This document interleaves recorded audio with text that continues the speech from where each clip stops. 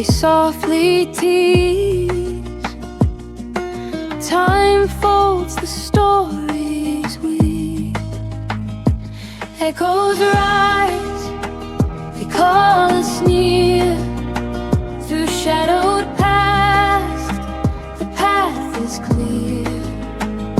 Legend tales, the heart can hear. A world reborn in every tear. Zara let go of the knife and stepped back, picking up the ring on the ground.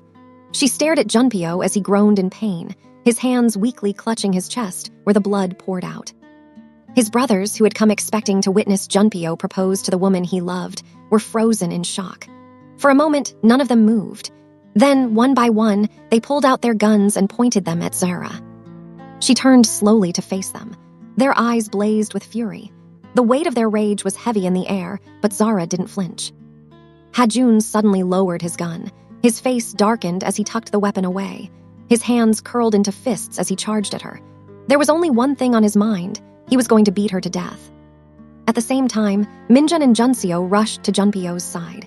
His body was slumped against the ground, his skin pale and damp with sweat. Blood soaked through his shirt as they tried to lift him up. Zara closed her eyes as Hajun stormed toward her. She braced herself for the blow. But then, Junpeo's voice rang out, hoarse and weak behind her. "No," Junpeo managed to say. Hajun let her go. Hajun froze, his chest heaving. "What the hell, Junpeo?" he shouted. "This bitch stabbed you." But Junpeo shook his head, struggling to breathe. "Please," he whispered. "Let her go, it's my wish." Zara stood still, shocked by his words. She turned her head, staring at him in disbelief. His eyelids drooped heavily, but he looked at her. His gaze held sadness and pain. Junseo ran back to bring the car while Minjun tore off his shirt. He pulled out the knife from Junpeo's body and pressed the piece of cloth hard against Junpeo's wound, trying to stop the bleeding. Tears stung Zara's eyes as she watched Junpeo's chest rise and fall in shallow breaths. His lips moved again. "I'm sorry," he mouthed. And then his eyes closed. Hajun lost it. In 2 steps, he reached Zara, grabbing her by the neck. His grip tightened, cutting off her air. But she didn't fight back. She let him squeeze, let him take out his rage. Maybe she deserved it. "Let her go," Minjun said sharply without looking up. Hajun's grip didn't loosen. His eyes burned with grief as he stared at Junpeo lying on the ground. "This woman tried to kill him," he shouted. "Junpeo comes first," Minjun snapped. "He's still breathing. If you waste time on her, we'll lose him." Hajun's jaw clenched. With a harsh shove, he threw Zara to the ground and turned away. Zara coughed but didn't stay down. She got to her feet slowly, watching as Hajun and Minjun focused on Junpeo again. She backed away step by step. Minjun saw her, but he said nothing. Hajun did too, but did not bother with her anymore. Neither of them moved to stop her. Junpeo's wish had been clear: let her go. Zara kept moving until she was far enough. Then she turned and ran. She didn't stop, not once. Her heart pounded, her legs burned, but she ran through the streets until she spotted a cab. She flagged it down and climbed inside, her hands shaking. "Where to?" the driver asked. "Take me to this address," she said, giving him Sujin's address. At this time, Junpeo lay unconscious in Junseo's car. His blood soaked into the seat, pooling around him as Junseo drove fast, weaving through traffic. Hajun sat beside Junpeo, gripping his hand tightly. "Why?" Hajun muttered. "Why did you let her do this to you?" Minjun was in the front seat, his phone pressed to his ear. "Get the emergency team ready," he told the hospital. "Massive chest wound. He's lost a lot of blood." When they arrived, the hospital staff was already waiting. The back door of the car flew open, and Junpeo was lifted onto a rolling bed. He didn't move. His skin was cold. They wheeled him inside, and Minjun and Hajun followed close behind while Junseo went back to help with the other cars. After a while, the doctor came out of the emergency room and met them. His face was serious. "He's in critical condition," the doctor said. "The stab wound missed his heart by less than an inch, but one of his arteries is torn. He's lost too much blood. If the knife had gone even a little deeper, he wouldn't have made it here alive." Minjun's chest tightened. Hajun's fists clenched. "The next 8 hours are crucial," the doctor continued. "His heartbeat is weak. We'll do everything we can, but there's no guarantee." Hajun grabbed the front of the doctor's coat. "You better save him," he growled. His eyes burned with tears. "Do whatever it takes," Minjun added, his voice filled with emotion. The doctor nodded. "We'll do everything we can, but you need to prepare yourselves for anything." Minjun let out a shaky breath, while Hajun stepped back, his eyes still locked on the doors of the operating room where they had taken Junpyo. And they waited, because Junpyo's life hung by a thread. Meanwhile, Zara sat on the front steps of Sujin's house. She had gotten out of the cab and walked up to the door, but no one was home. She guessed Sujin hadn't returned from work yet. Zara didn't have her phone. She couldn't call, and even if she could, she wasn't sure what she would say. Her hands trembled as she pulled her knees to her chest. She was shaking, but not from the cold. She was still in shock over what she had done. She cried quietly at first, but soon the tears came harder. She couldn't stop them. Her hands covered her face as sobs racked her body. Then she lowered them and stared at her fingers. These hands had held a knife. These hands had stabbed Junpyo. All this time, she had believed she hated him. She was sure of it. She had thought that killing him would finally bring her peace. But it hadn't. Instead, there was a sharp pain in her chest. A hollow ache that wouldn't go away. What broke her the most was the way Junpyo had looked at her. Even after everything, even when she stabbed him, he hadn't looked at her with anger. He had apologized. "I'm sorry," he had said. And he had told his brothers to let her go. He had told her to run. She didn't understand it. Why hadn't he hated her? Why hadn't he ordered them to kill her? Junpyo was the kind of man who always took revenge. She expected him to curse her name, to demand her death. But instead, with his last breath, he had chosen mercy. Zara wiped her tears away with the back of her hand. She stood up, packing in front of Sujin's house, her head full of questions she couldn't answer. She pulled the ring from her pocket, the same ring Junpyo had planned to give her. She stared at it for a long time, her tears blurring the gold band. Would his brothers let her come to his funeral? She already knew the answer. No, they would never allow it. As she stood there, the sun sinking lower in the sky, her mind began to drift. Two faces appeared in her thoughts, Alex's and Yina's. The second she pictured them, everything inside her changed. The pain in her chest hardened into something sharp and cold. Anger. Pure rage. Zara clenched her fists. "No," she whispered. She couldn't be weak anymore. She owed her father justice. She had promised him she would avenge his death, and there was still work to do. Kang Mujin was gone.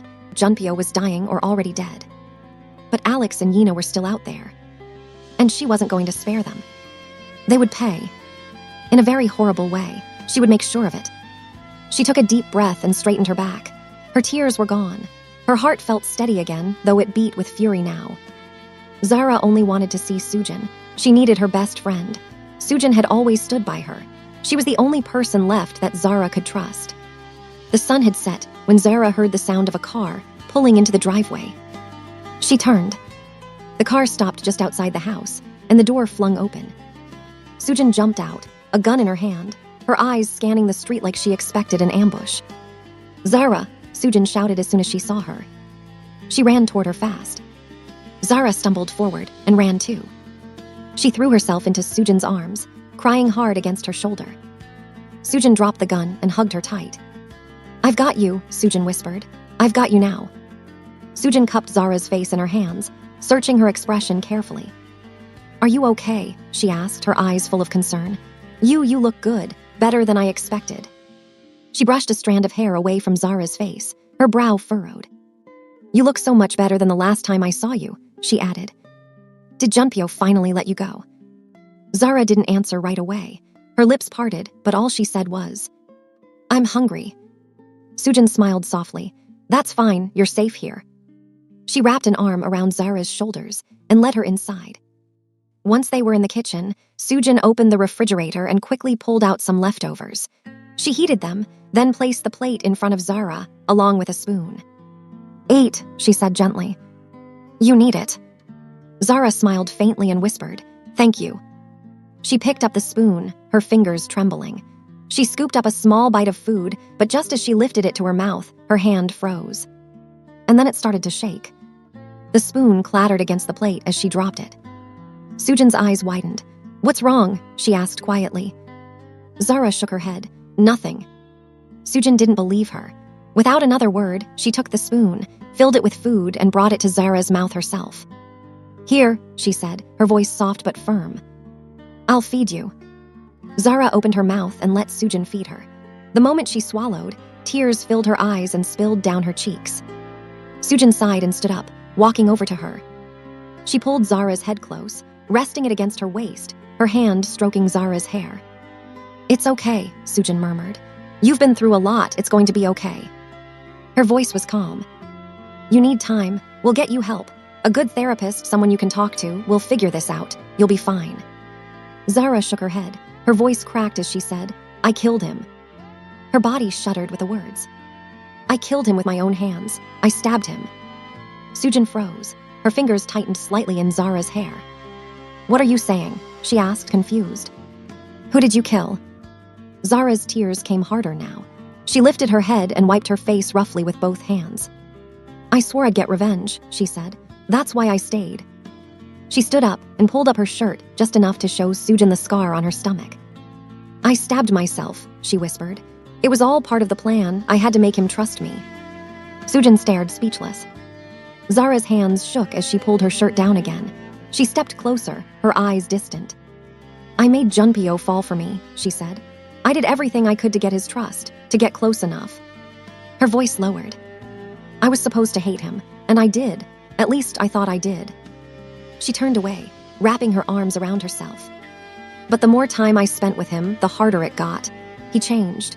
Or maybe he was always that man and I just never saw it. He was kind to me. He was gentle. He gave me everything. He even told me he loved me." Sujin took a step closer but didn't speak. She just listened. "Every time I started to feel something," Zara continued, "I reminded myself of my dad. I reminded myself why I was there. I told myself he needed justice." Her voice trembled, but she kept going. "And after I stabbed myself, he believed I loved him. He let me in completely." She wiped her face again, breathing heavily. "And then I did it. I stabbed him, right in the heart." Sujin's eyes widened in shock. Zara let out a bitter breath. "He's dead," she whispered. "I killed Junpyo." For a moment, there was nothing but silence between them. "Why?" she asked, her voice tight with fear. "Why did you have to do something so dangerous? You know Junpyo has a gang. His brothers, his men, they're not going to just let this go. They'll come after you." Sujin's hands trembled as she grabbed Zara's shoulders. "You're not going to survive if you stay here. We need to get you out of the country. Now." But Zara shook her head, calm in a way that unsettled Sujin even more. "I can't leave," she said quietly. Sujin frowned. "Why not? Zara, your life is in danger." Zara's eyes dropped to her hands. She traced the lines of her fingers as if seeing them for the first time. "With his last breath," she said, "Junpyo told them to let me go. He gave the order." Sujin stared at her, speechless. "Why?" she finally asked. Zara lifted her shoulders in a helpless shrug. "I don't know," she admitted. "I never let myself believe him. Even when he said he loved me, I kept my guard up. I told myself it was all a game, that he was manipulating me. But in that moment, when he was dying, I realized he meant it." She swallowed hard, fighting the sting behind her eyes. "Junpyo lived by a simple rule, a life for a life. But he was willing to die by my hand and set me free. He even apologized." Sujin exhaled slowly. "Zara, even if that's true, his brothers won't feel the same. They may have obeyed him in the moment, but their anger won't stay quiet forever. Sooner or later, they'll come for you." Zara shook her head again. "I can't run," she said firmly. "I found out that Alex and Yina are back in the country." Sujin's eyes widened. "How do you know that?" "I've been watching them," Zara replied. "They post everything on social media. When I left with Junpyo, they were still on their honeymoon, showing off. They were living their best life, using the money they stole from my father's company." Her voice hardened, turning cold. "They didn't just ruin my life. They ruined his legacy. My father worked for years to build that company. They destroyed it in a day.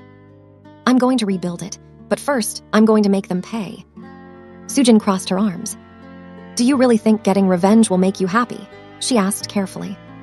"We can go through the laws, Zara. I was there. I saw everything in Junpyo's den. I can arrest Alex myself. We can expose them for what they've done." Zara said nothing, so Sujin went on. "You still have the scars. The wound on your stomach, the marks on your back from the whip, that's evidence. And we can follow the money. Alex's accounts will show how he suddenly became rich. We can prove it all. But Zara shook her head. No, she said. I want revenge with my own hands. I don't want justice from a courtroom. I want to look them in the eyes when they lose everything. Sujin sighed deeply. And is this what you call satisfaction? How you feel right now, is this it?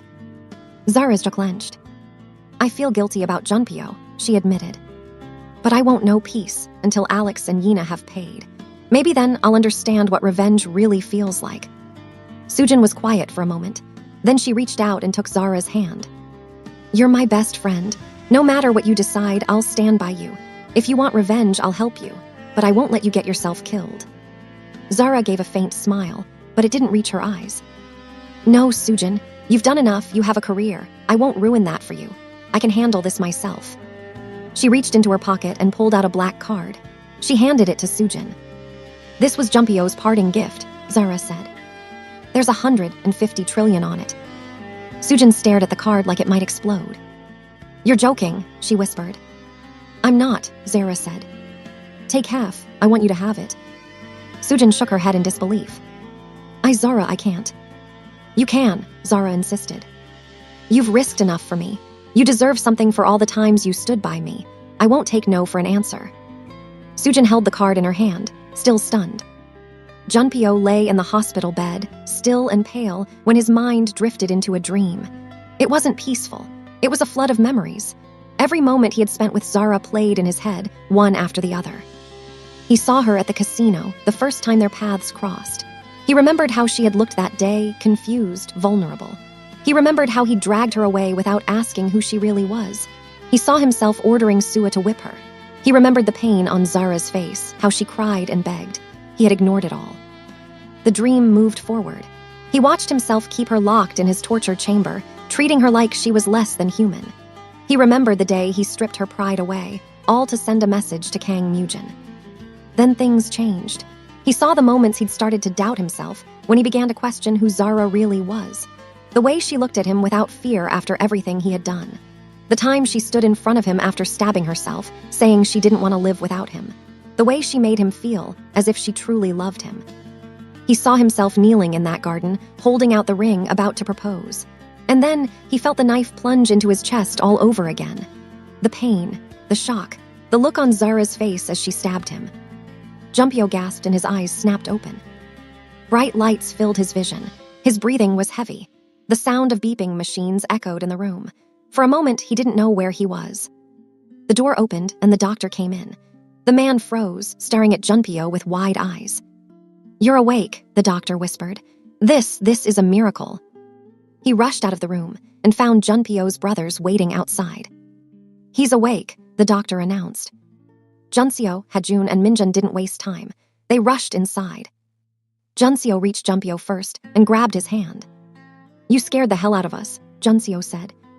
Hajun stood back, arms crossed, his jaw clenched.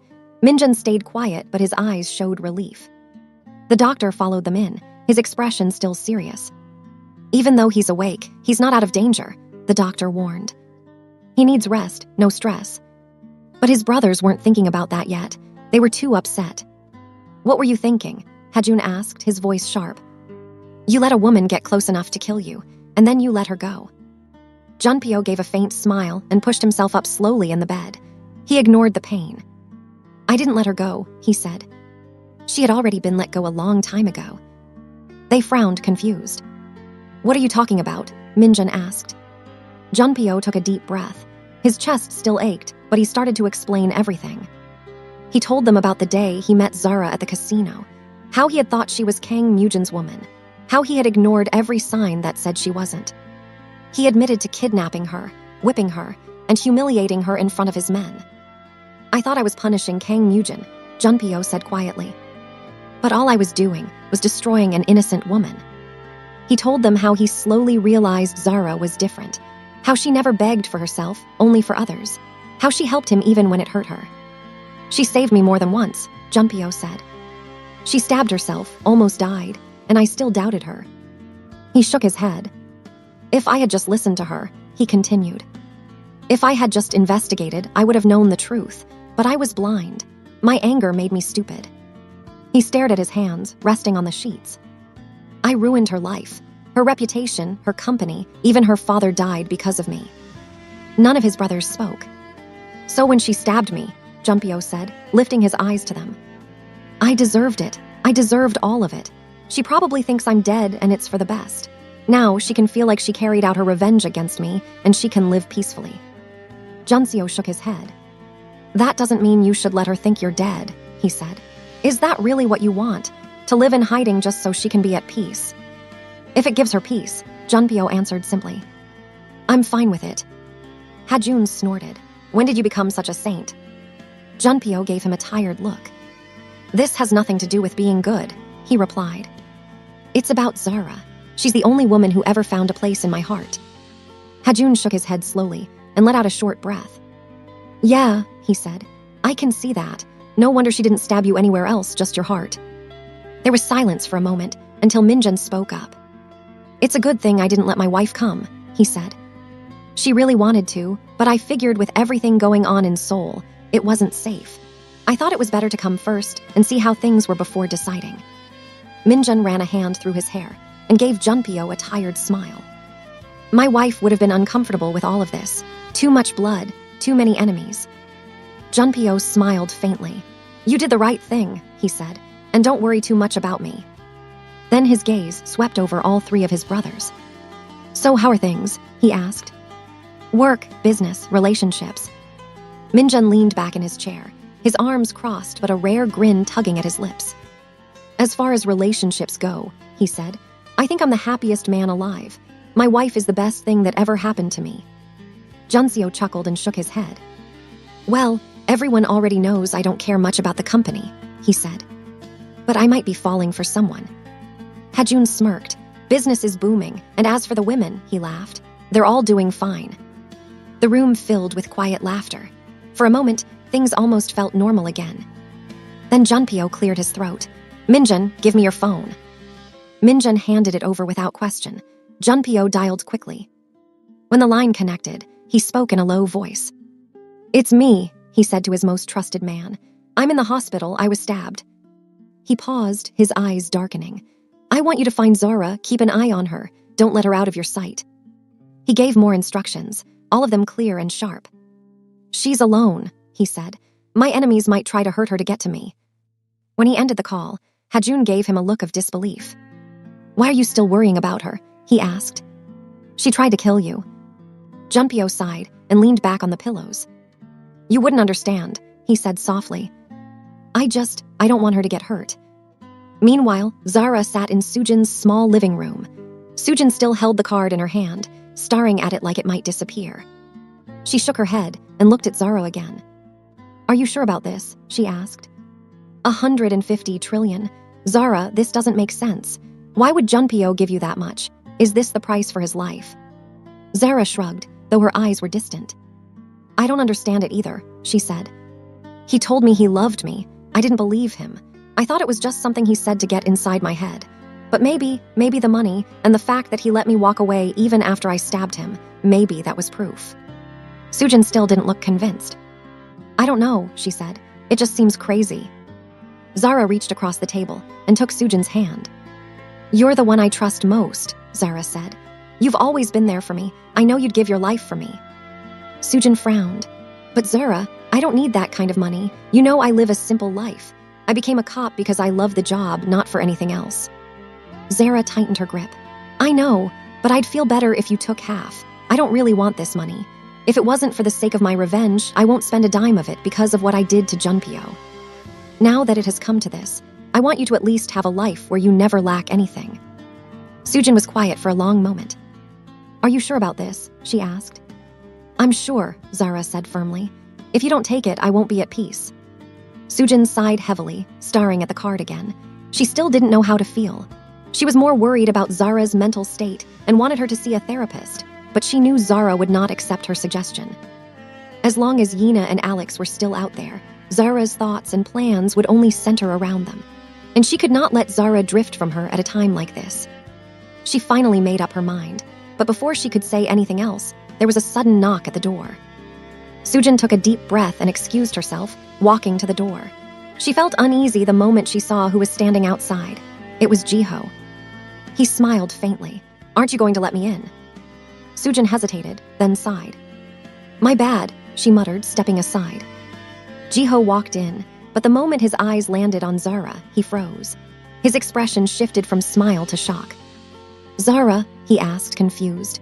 How are you here? Last I heard, Lee Junpyo captured you, and I know Junpyo." Zara tensed immediately. She didn't know who Jiho was, and the way he spoke made her uncomfortable. His questions felt like an interrogation, and she wasn't in the mood for that. Sujin noticed Zara's discomfort. She stepped between them. "Jiho, this isn't the time," she said firmly. "I'll call you later and we'll talk. But right now, I need you to leave." Jiho looked at her, then back at Zara. He raised his hands in surrender. "All right," he said. "I'll wait for your call." And with that, he turned and left without another word. Once the door closed, Zara let out a breath. "Who was that?" she asked quietly. "A friend," Sujin said. "But don't worry about him, he won't bother you again." Zara nodded. "I need your help," she said. Sujin gave her a soft smile. "Of course, tell me." Zara took a moment before speaking.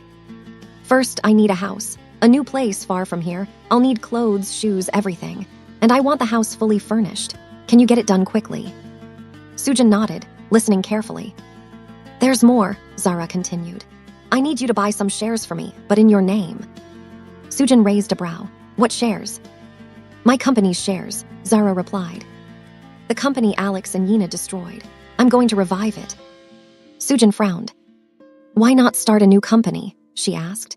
"Your reputation is bad because of them. Why bring back something they've already ruined?" "I know," Zara replied. "But that company was my father's pride. I won't let it disappear. I'll rebuild it no matter what." Sujin sighed but didn't argue. "I need you to buy shares worth 700 billion, Zara said. "They're cheap now. Once we have control, I'll stay hidden until I'm ready. Then I'll transfer everything to my name." Sujin nodded. "And the employees?" "I'll pay them," Zara said. "I've been gone for a while. Some may have found other jobs, but some would still be waiting. I'll pay them 2 months' salary up front. That should get them back to work." Sujin gave her a thoughtful look. "All right," she said.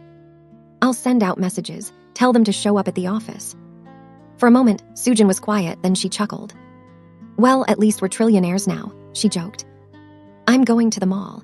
I'll be one of those rich ladies who strut around like they own the place." Zara gave her a small smile. "That's not you," she said. "Even if you tried, people would see right through you." Sujin laughed. "True." She stood up and stretched.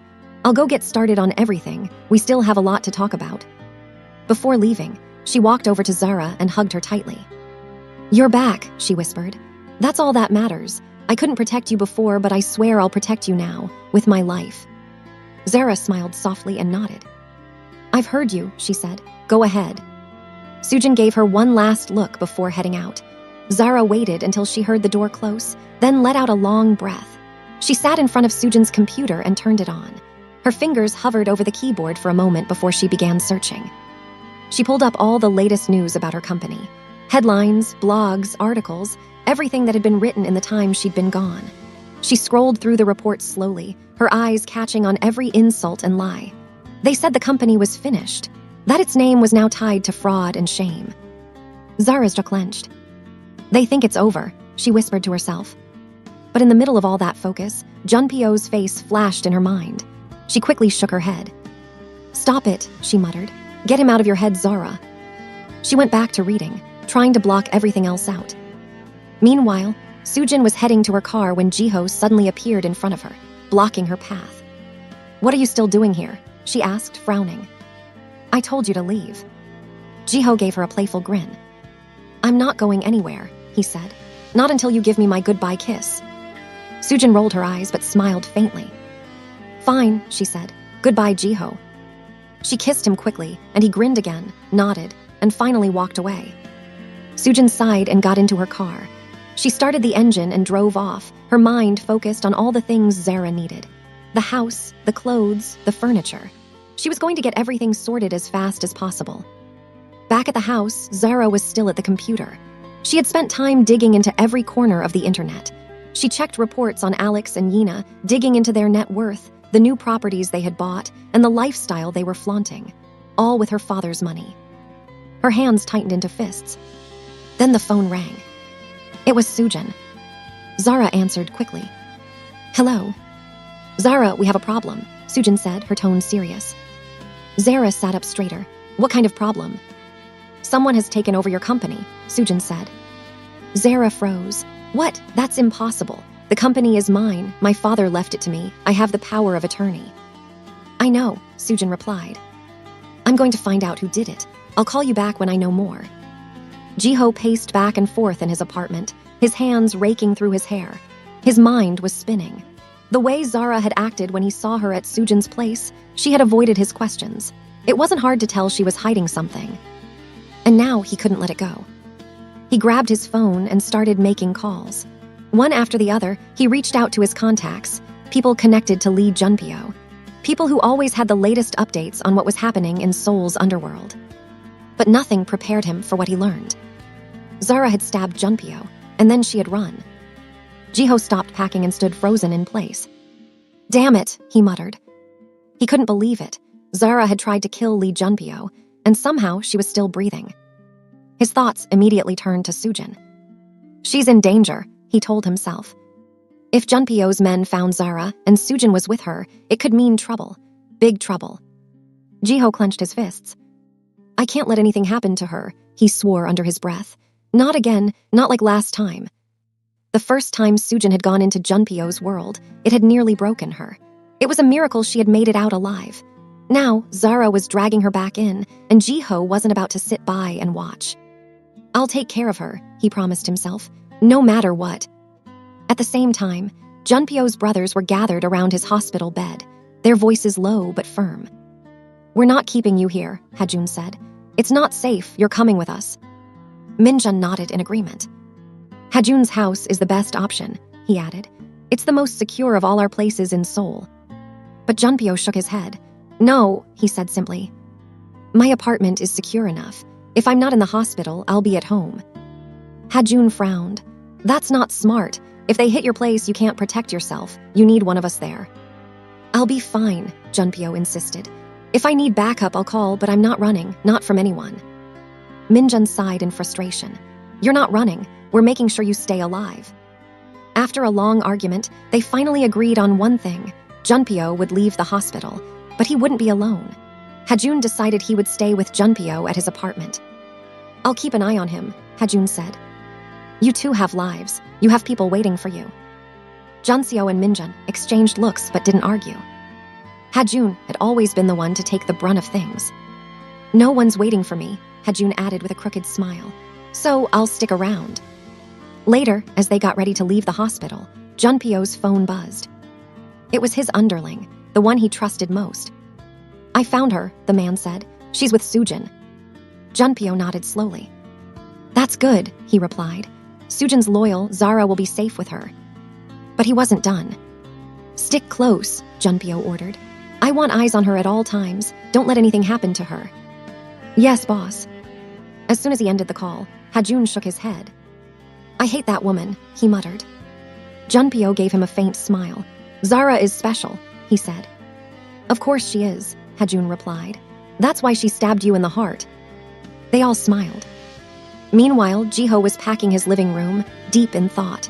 His head was spinning, torn between protecting Sujin and worrying about the mess Zara had dragged her into. The more he thought about it, the more restless he became. He finally picked up his phone and called one of his contacts back. The man answered on the second ring. You're still digging into Junpyo's business, the contact asked, sounding amused. You worry too much. Jiho sighed, rubbing the back of his neck. I have a bad feeling about this. Zara's hiding something big. There was a pause. Why do you care? The man asked. It's not your problem. Jiho hesitated, and then, without thinking, he blurted, because Zara is with my girlfriend, Sujin. The second he said it, he regretted it. His heart dropped. The man he had just spoken to was close to both Junpyo's men and other gangs. It wouldn't take much for that piece of information to reach the wrong ears. After the call ended, Jiho stared at his phone, cursing under his breath. That was stupid, he muttered. But after a moment, he told himself it might be for the best. If Junpyo sent his men to take Zara, Sujin would get involved. He knew how protective she was of Zara. If Sujin was there when Junpyo's men came, she would throw herself in the middle of it, and Jiho couldn't risk losing her. He sighed heavily and grabbed his phone again. He dialed Sujin's number. Sujin answered right away. "Hey," she said. "I'm just finishing up. Zara's new house is almost ready." Jiho frowned. "Why are you doing all this for her? Shouldn't she be handling it herself?" Sujin's voice turned sharp. "What's your problem, Jiho? Zara's been through hell. I'm happy to do this for her. Why are you even complaining?" He forced a laugh. "I'm not complaining, I'm sorry, okay? I want to see you." "Now?" she asked. "I'm busy." "Please," he said softly. "It won't take long. I need to tell you something. It's important." Sujin hesitated. "Fine," she said after a moment. "Give me a second. I'll make sure everything's in place here, then I'll meet you." He rattled off the address of a hotel nearby. "I'll be waiting," he told her. After the call ended, Jiho let out a heavy breath. "I'm sorry, Sujin," he whispered to himself. "I just can't let you get hurt." He glanced at the time. Junpyo's men would be on the move soon. He was sure of it. And as long as Sujin wasn't there, she'd be safe. Still, he knew Sujin was smart. She would sense something was wrong if he didn't play it carefully. So he started making arrangements. He booked a nice hotel room, ordered Sujin's favorite cake, and made sure the place looked perfect. He even ordered all her favorite snacks and drinks. Almost an hour later, Sujin texted Jiho to let him know she had arrived at the hotel. He quickly replied with the room number. She made her way to the elevator and went up to meet him, her mind half focused on Zara and the other half wondering what Jiho was so eager to say. What neither of them knew was that Jiho's earlier phone call had already set off a dangerous chain of events. Word had spread fast, faster than Jiho had expected. A group of Junpyo's enemies, who had been keeping their distance after their last failed attempt on his life, were suddenly on the move again. This time, they weren't going after Junpyo directly. They had a new target. The woman Junpyo loved. "She's all alone," their leader said, a cruel smile pulling at his mouth. "Let's see how broken Junpyo becomes when he loses her." Inside the hotel room, Sujin stepped in and glanced around. Her brow lifted, mildly impressed. "Wow," she said, scanning the small but neatly decorated space. "Not bad." Jiho smiled faintly, trying to act casual. Inside, his nerves were on edge, but he pushed it down. Junpyo's men should be moving on Zara by now. He just had to keep Sujin occupied until it was over. Sujin walked further in, her gaze landing on the cake sitting neatly on the table, along with a spread of her favorite snacks. "Seriously," she said, her voice soft with surprise. "What's all this for?" Jiho stepped closer and took her hands in his. "I wanted to tell you something important," he said. Before she could react, he gently pulled her phone from her pocket and set it on the table beside the cake. "What's going on?" she asked, narrowing her eyes at him. He took a breath. "I'm in love with you, Sujin," he said. "I have been for a long time." She gave him a look, half amused, half exasperated. "Oh, come on, Jiho." But he didn't let go. "I'm serious," he said. "I can't imagine my life without you." Sujin sighed. "You're sweet and the sex is great, but I can't. This isn't the time for all this, Jiho. Zara's alone. She's been through hell. I can't give you the attention you need right now. I don't want to leave her by herself for too long. I need to go back and help her settle into the new house." Jiho pressed his finger to her lips. He whispered, "She'll be fine for a few minutes." Before Sujin could answer, he pulled her closer and kissed her. Sujin stiffened for a moment, then pushed at his chest. "Jiho, stop," she said, trying to pull away. But he wasn't listening. Meanwhile, back at Sujin's place, Zara had just finished taking a shower. She stood in front of the mirror, drying her hair, then pulled it back into a tight ponytail. Her mind was clear now, focused. She had found the address she'd been searching for, the apartment where Alex and Yina were living. It was time.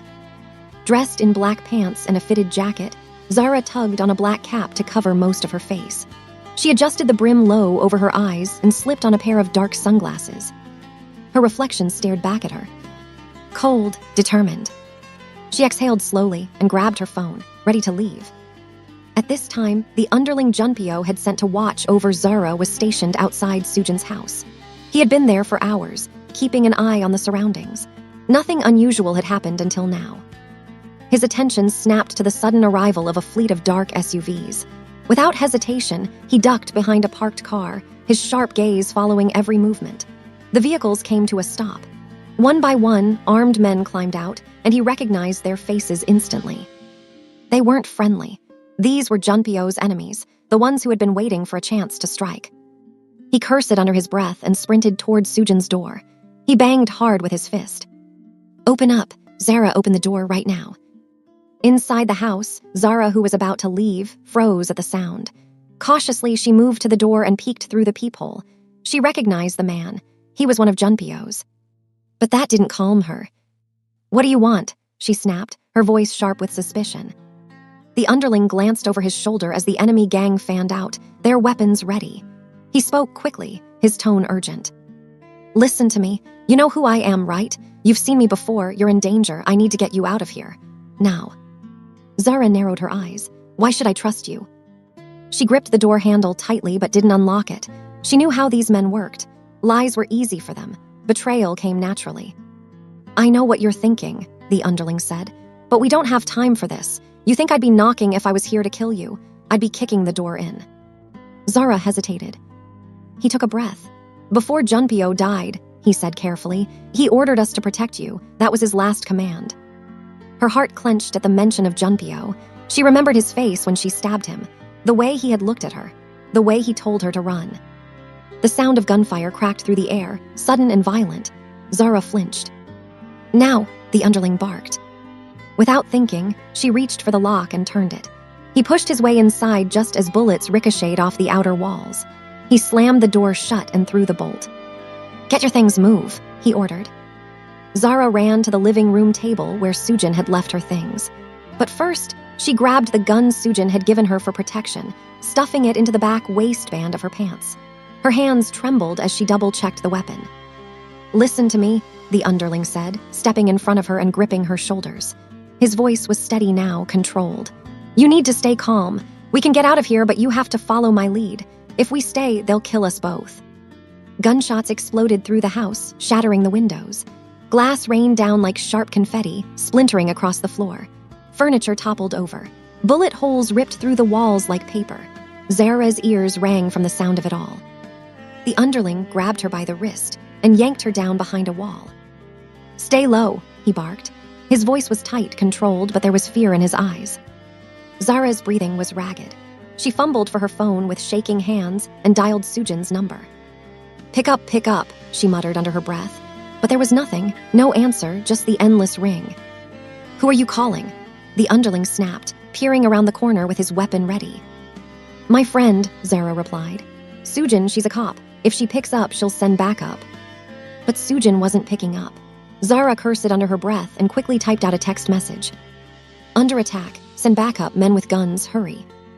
The underling checked his magazine. His jaw clenched as he heard the gunfire getting closer. "We need to move," he said. "They'll break in any second. Is there another way out?" "There's a back door," Zara answered, "but it's probably surrounded." "What else?" "There's a secret door," she remembered. "Sujin showed it to me once. It's in her bedroom." "Lead the way," he told her. They crouched low and sprinted toward Sujin's bedroom. Bullets tore through the air behind them, but they made it inside.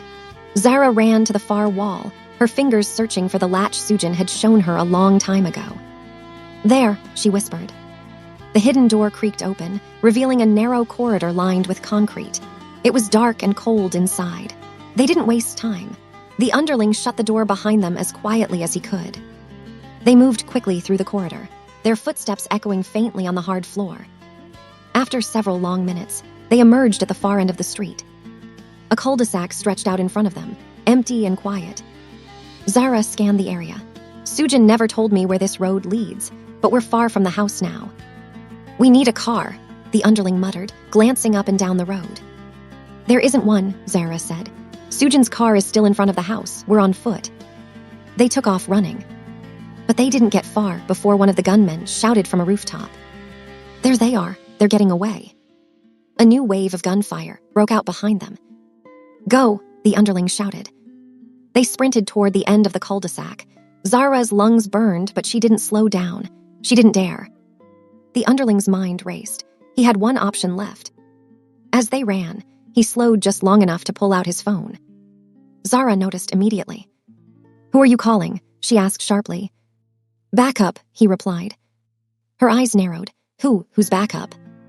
"Junpyo's," the underling replied without thinking. But Zara wasn't convinced. "You said Junpyo was dead," she pressed. He hesitated, then said, "Junpyo's orders still stand, even if he's dead." "Focus on running," he snapped. "We'll die if you don't move."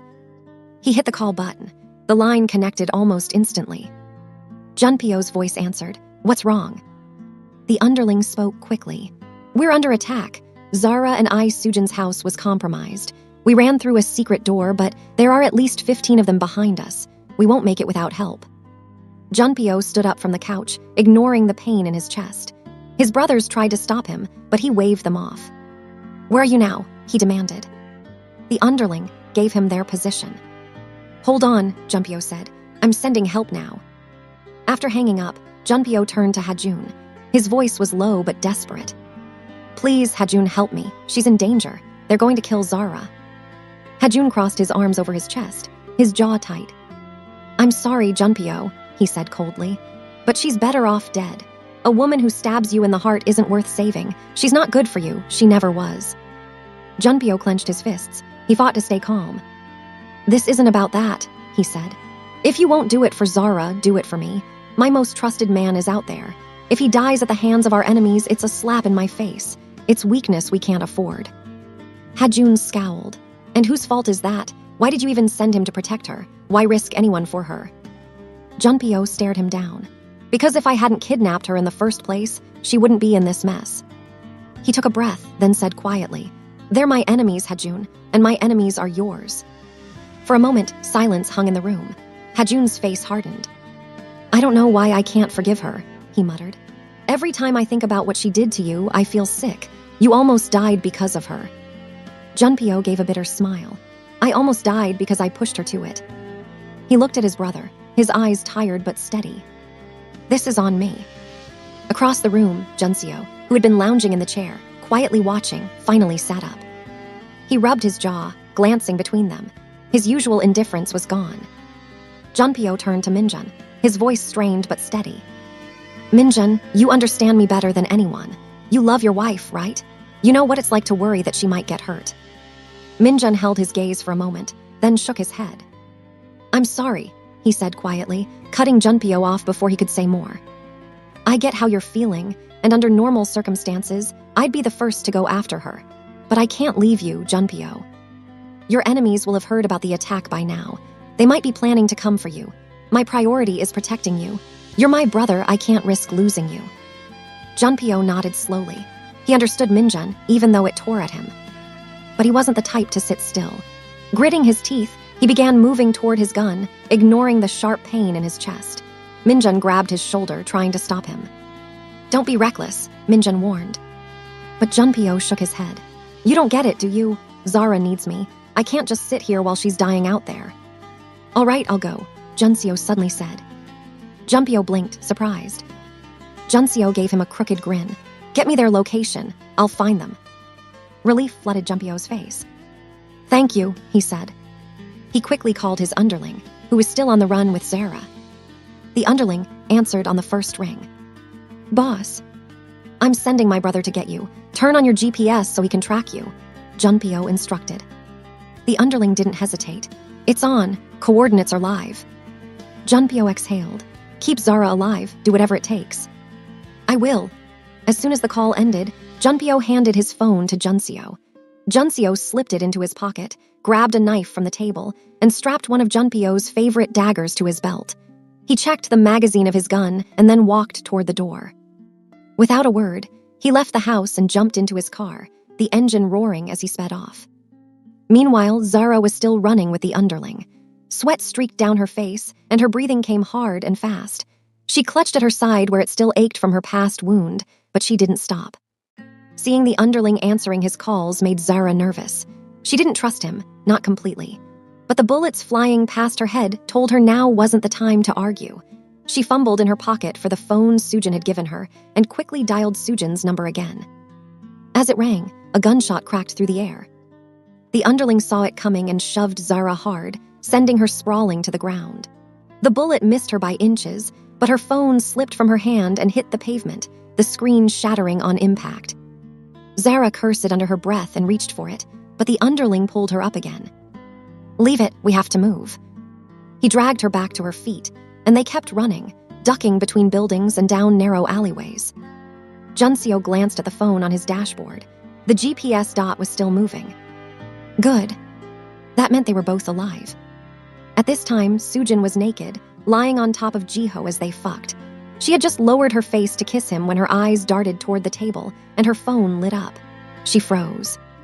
"Wait," she said, untangling herself from Jiho's arms. She grabbed her phone, heart pounding as she saw a missed call from her number, the one she had given Zara. Her stomach sank. Jiho reached for Sujin's phone, but she pulled it away. "What are you doing?" she asked. "Come on," he said, smiling. "This is our time together, whoever it is can wait." "No," Sujin's tone was sharp. "This is Zara, she can't wait, she wouldn't call me for no reason." She redialed immediately. No answer. She tried again, nothing. Her chest tightened. Something was wrong. Then a text popped up. Her eyes scanned it quickly.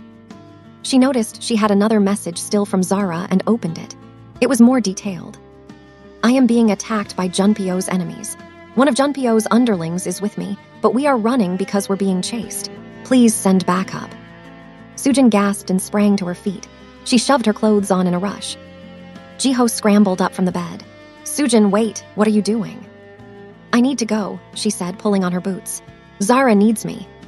"Sujin, think about what you're doing," Jiho said, blocking her path. "You'll be walking straight into danger." She glared at him. "I don't care." "Call backup," he insisted. "They'll get there faster and it's safer." "There's no time," she snapped. "Zara's out there, scared out of her wits." She pushed past him, tucking her gun at her waist as she ran for the door. Jiho cursed under his breath. "Damn it." He yanked his shirt on and bolted after her. By the time he reached the parking lot, Sujin was already in her car. She was about to drive off when he yanked open the passenger door and jumped in. "What do you want now?" she asked, her jaw tight. "I'm coming with you," he said. "I want to protect you." "You should have thought of that earlier," she muttered, slamming her hand on the steering wheel. "I should have never wasted time coming here."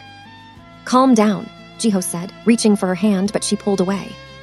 He took a breath, his voice lower. "I'm sorry, this is my fault." She didn't respond. She shoved the car into gear, ready to go. Then he hesitated. "Actually, I need to tell you something, Sujin, earlier." She cut him off. "You're doing this now, seriously." I, Jiho stumbled over his words. "Shut up," Sujin said flatly. She threw her phone at him. "Call Zara, keep trying." She slammed her foot on the gas, speeding out of the parking lot. Eyes forward, teeth clenched, she whispered to herself, "Please, Zara, stay alive." Junpyo paced the floor, his steps uneven, as though the weight in his chest was too much to bear. His mind raced with 100 thoughts, and no matter how hard he tried, he could not settle his nerves. His temples pounded, his heart thudded painfully against his ribs, and still he continued walking back and forth, like a man who had lost all sense of time. His brothers, Hajun and Minjun, exchanged worried glances as they watched him unravel, the strain evident in every tense line of his body. Hajun stood from where he had been sitting and crossed his arms, his brow furrowed as he stared at Junpyo. "You need to sit down," he said firmly. "You've lost a lot of blood, and you're not giving yourself time to heal." Minjun spoke next, his tone less sharp but no less urgent. "Hajun's right. You shouldn't be up walking around like this. You're restless, fine, but this isn't helping you. You need to rest or you're going to collapse." But Junpyo only shook his head, his jaw clenched tight, his eyes burning with desperation. "I can't rest," he said through his teeth, his voice rough, the rawness in it enough to silence both his brothers for a moment. "I can't sit still when I know Zara is out there, running for her life. If those bastards lay a single hand on her, if they hurt even a hair on her head, I'll burn everything they've ever touched. I'll destroy every man they've ever known. I'll wipe out every single life connected to them." His voice was shaking now, the intensity of his words filling the room with an oppressive weight. Minjun sighed, exchanging another glance with Hajun before pulling out his phone. "At least let me call Junpyo. He'll have found her by now." Junpyo nodded, impatient, and snatched the phone the moment Minjun offered it to him. His fingers trembled slightly as he held it to his ear, his breathing shallow as he listened to it ring. Junseo picked up quickly, and Junpyo didn't waste a second before demanding an update. "I'm close," Junseo reported. His tone was calm but edged with focus. "The GPS shows that they're still moving. Zara and the underling haven't stopped, which means they're still alive. Just hold on, Junpyo. I'll get to them and I'll keep her safe, I swear it." For a second, Junpyo closed his eyes and exhaled slowly, as though Junseo's promise gave him a moment's relief. "Thank you," he murmured, his grip on the phone loosening as he passed it back to Minjun. But that relief didn't last. He resumed packing almost immediately, his steps quicker now, his breath hitching as the fear clawed at his chest again. Hajun, clearly losing his patience, moved to block his path. "Sit the hell down," he snapped. "You're acting like a lunatic. You're going to make yourself worse." Junpyo glared at him, his expression wild, the whites of his eyes showing more than usual. "You don't get it," he said, his voice low, hoarse. "If something happens to her, I won't be able to live. I can't just sit here and... I just can't." "You're not making sense," Hajun barked back. "She's just a woman, Junpyo. Women can be replaced. Don't do this to yourself." But those words sliced into Junpyo like a blade, and for a long moment he froze. The thought of Zara being gone, of losing her completely, was unbearable. Replaced? No, there was no replacing her. The idea of it made his stomach turn, and for the first time since he'd stood from the couch, his knees buckled beneath him. Without warning, blood seeped through the bandage wrapped around his torso, a dark red stain spreading rapidly as his breathing grew uneven. A sharp pain sliced through his side, and his vision blurred at the edges. He staggered, and before he could hit the floor, Hajun and Minjun were there, catching him under each arm, struggling to hold him up. "Damn it, Junpyo," Minjun cursed, his voice filled with panic now. "You're bleeding through the bandages. Sit down, now." Together, they half-carried, half-dragged him back to the couch, easing him down as carefully as they could. Junpyo's head lolled back against the cushion, his eyes fluttering shut for a moment, his face pale and slick with sweat. Hajun, who had looked furious moments ago, now looked pale himself. "We need a doctor," he said quickly. "He's going to pass out." Minjun was already pulling out his phone again. "I'll call," he said tightly, his fingers dialing fast. But his eyes flickered back to Junpyo as he spoke, his expression torn between anger and fear. And Junpyo, despite the pain, despite the dizziness, still whispered under his breath, "Just find Zara, please." Both brothers exchanged a look. No matter what they said to him, no matter how hard they tried to get him to care about himself, it was clear that Zara Thompson was all Lee Junpyo could think about, and that terrified them both. Minjun's hand trembled as he pressed the phone to his ear, his breath coming in sharp gasps while the other gripped Junpyo's cold, clammy hand. Meanwhile, Hajun knelt by the couch, his face pale and drenched with guilt. He rubbed Junpyo's shoulder as though his hands could somehow soothe the agony he had caused. His voice cracked when he leaned close and whispered into Junpyo's ear, "I'm sorry, I didn't mean it. I should never have said that. Zara's going to be fine, Junpyo. She'll live for you." Minjun spoke in rushed tones the moment the doctor answered. He explained Junpyo's condition, his voice thick with urgency as he told the doctor that Junpyo had started bleeding again. His pulse was faint, his body growing colder by the minute. The doctor's reply was clipped and frustrated. He had warned them that leaving the hospital was reckless. "He needs complete rest. If he keeps moving, that wound will open again," the doctor scolded, but promised to arrive within minutes. As soon as Minjun ended the call, he dropped the phone and wrapped both his hands around Junpyo's limp fingers. He rubbed them furiously between his palms, trying to bring warmth back into them. "Don't do this to me, Junpyo," he said through clenched teeth, his head bowed. "You're stronger than this. You don't give up, not now."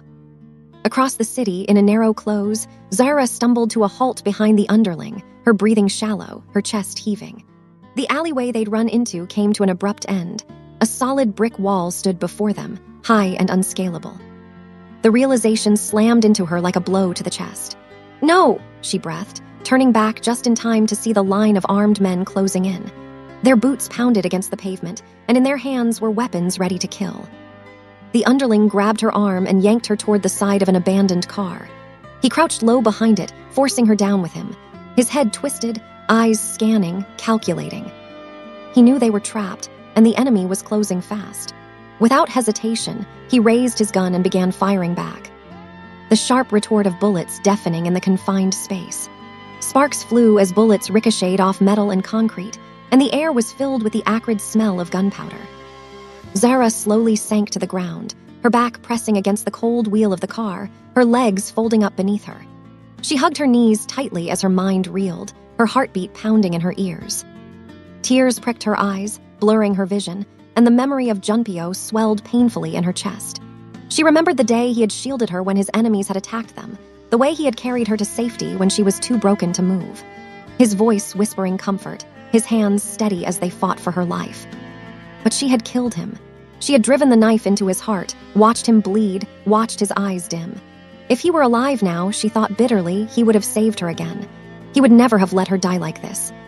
Tears spilled over as she bit down hard on her lip, her body shaking with silent sobs. It wasn't supposed to end like this. She had promised herself that she would destroy Alex and Yina. She had sworn to her father's memory. And now she was going to die before she could make them pay. It was cruel, unfair. She let her forehead rest against her knees, her mind numb with regret.